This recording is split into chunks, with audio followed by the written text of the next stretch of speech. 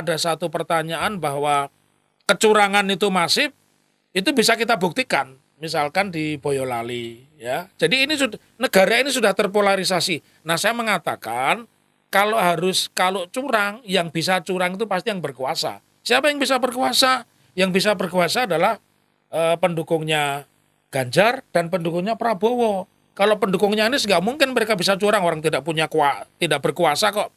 Dan ini bisa kita lihat misalkan di Jawa Tengah itu, lurah-lurah itu dikelola bagaimana caranya mendukung Ganjar. Tapi di sisi lain kepolisian dimanfaatkan oleh Jokowi untuk memanggil lurah-lurah. Jadi ini menurut saya kontestasi pemilu yang paling berbahaya, memakan uang negara banyak tetapi tidak menghasilkan pemimpin kredibel. Nah, tadi saya akan komentari.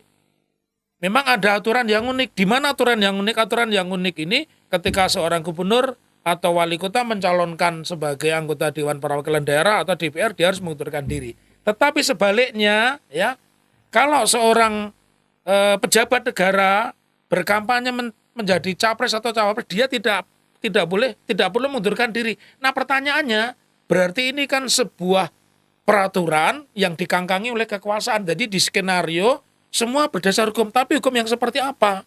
Hukum yang menguntungkan penguasa. Karena itu kita bisa lihat misalnya Prabowo tidak pernah mengundurkan diri.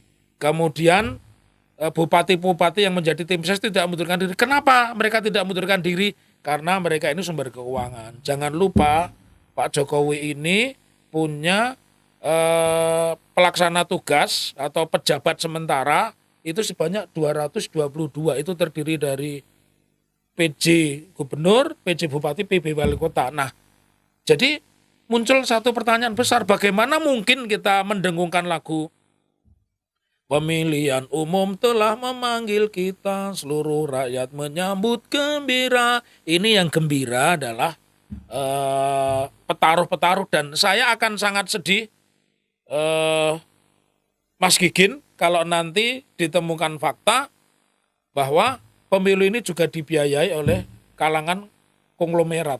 Jadi sebenarnya sudah habis. Tidak mungkin ada kita lagi pesta demokrasi, tidak mungkin ada lagi kita menyebut dengan tagline misalkan pemilu yang jujur dan adil, itu sangat muskil begitu menurut saya. Iya, karena itu kadang-kadang saya berpikir lebih baik pilpres nggak usah diadain deh. Langsung aja Jokowi nunjuk siapa penggantinya. Betul, saya sepakat itu. Iya. Saya sepakat itu. Karena kenyataannya seperti ini, jadi semuanya jadi serba basa-basi. Dan Bawaslu kelihatannya juga jelas sekali keberpihakannya, tutup mata. Contoh yang paling terakhir ini yang saya menarik sekali ini, saya lihat video-video yang beredar di internet. Bagaimana Prabowo datang ke Padang, Sumatera Barat naik helikopter TNI AU. Kemudian dari sana dia bergerak sebagaimana layaknya orang kampanye, ada Andri Rosiade naik mobil kap terbuka. Saya kira ini suatu pelanggaran yang sangat telanjang. Dan belakangan ini pelanggaran-pelanggaran yang telanjang ini makin berani dipertontonkan oleh kandidat yang terkait dengan penguasa saat ini. Ini jadi sangat tidak fair. Saya terus terang takut suatu saat rakyat ada